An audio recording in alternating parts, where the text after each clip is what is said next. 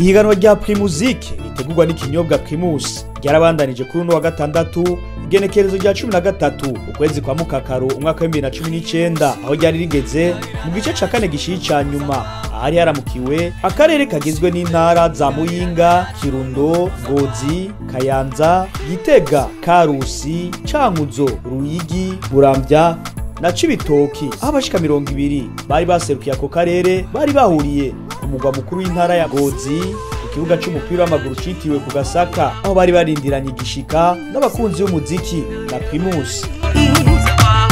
Yabike urya mekare n'ibindi bizoza kuko hari abagabo hariho n'abagore batigise kuva kera gushika n'ubu bataco bararonka. Murakoze Jean-Claude. Turumva ko bagerageje kugira indirimbo imeze neza gusa ico no kubwira nuko uzuragerageza uri kuragira indirimbo ushobore gutandukanya refrain na couplet kwandika urabe urge refrain kwayo na couplet kwayo ntihabemo monotone urumva ko harimo monotone mu ndirimbo yawe. Nitwa Kimana Dauphin nkaba ndi muri Primusic naseruka intara ya Kirundo. Ego ndizera ko 25,000,000 zizoza iwacu mu ntara yo mu Kirundo. Sangwe rukundo ubona ubuse nase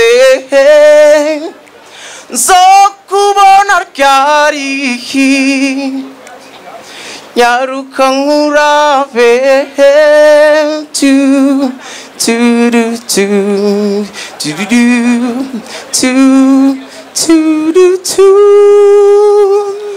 Dauphin. Yeah. Uretse ko turaba ijwi ry'umuntu n'amatekinike de voix turaba n'ingene yikomporta kuri scene.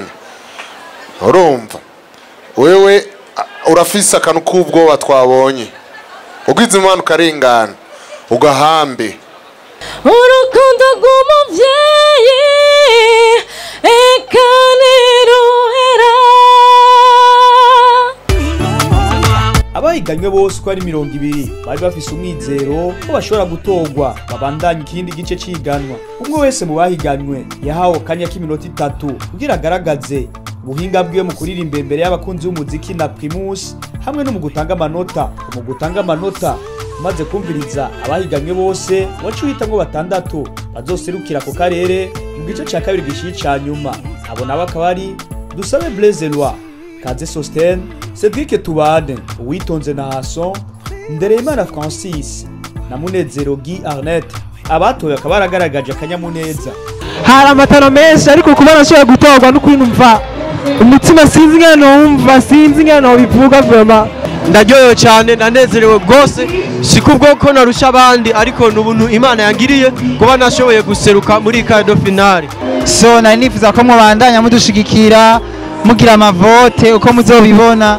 Yego murakoze cyane ndanezerewe gose. N'abarimu mu gutanga amanota barashimishije ubuhinga bwabonetse muri iryo higanwa. Abaririmbyi batashoboye kugira ico bakoze wamengo bararushe wamengo bamaze iminsi myinshi bariko barakora bigaca bituma rero mu gihe bashitse ngaha umenga intege zacitse.